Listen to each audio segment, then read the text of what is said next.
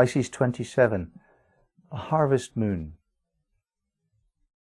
We reap what we sow. What goes around comes around. Karma operates. That's the mystery of this teaching. And if we actually study this on a more profound and subtle level, it renders blame obsolete. What occurs to us because of what we have done before. This is us harvesting what we have planted. Everything. If an unfortunate thing happens in your life, it's no one else's fault. You brought this upon yourself. Everything. And that sounds rather ruthless, doesn't it? It doesn't sound very compassionate. And yet it's extraordinarily empowering. The idea of being a victim of circumstances, that there can be such a thing as an act of God, there can be such a thing as injustice, this turns our mind into an expectation of victimhood. We train our thinking to the idea that we can be done to by someone else who has more power. I don't think that's a good idea, to train your mind to think that way. I think what is a good idea is to accept that whatever occurs is your responsibility.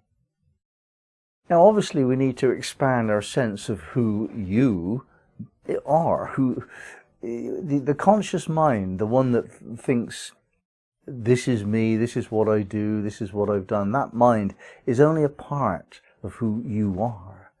There's another part, which is the soul, and another higher consciousness, which is universal to everyone as having one, but individual to yourself as this one. So, I said that very badly. We've all got a higher consciousness, and it's ours. And when I do something, that's a part of the I. Equally, the unconscious nature in my being is a part of my I-ness, part of my personal identity. So even though it seems like I make these decisions and that thing that's happened to me was not my intention, on some level it was. On the unconscious level, or on the higher soul level, added to our intentionality of ego, everything that comes to us has come to us because of our own processes. This liberates us from the idea of victimhood, and it liberates us from the idea of being caught up in somebody else's story at all. It's our story. I would say the best way to approach life is to see it as a film. And we're the major actor in the film, but we're also the film director, and we're also the script writer, and we make up all the parts. It's all our doing. It is a fiction. It's an illusion of sorts. And when we choose to incarnate, it's like visiting a multiplex cinema. We could have this story or that story or the other story according to which cinema we go into.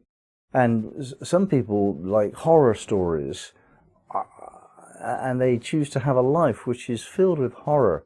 And other people like romance, and those are the stories that they go for. And some are action heroes, and they go for adventure and so on. And this is very, very similar, a really, really good metaphor for what we do in incarnating. We choose the story that we're going to live out.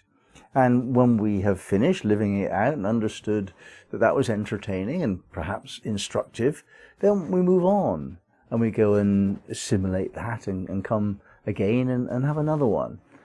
There are versions of the interpretations. I don't like that particular version of sequential reincarnation, but it's useful for this image.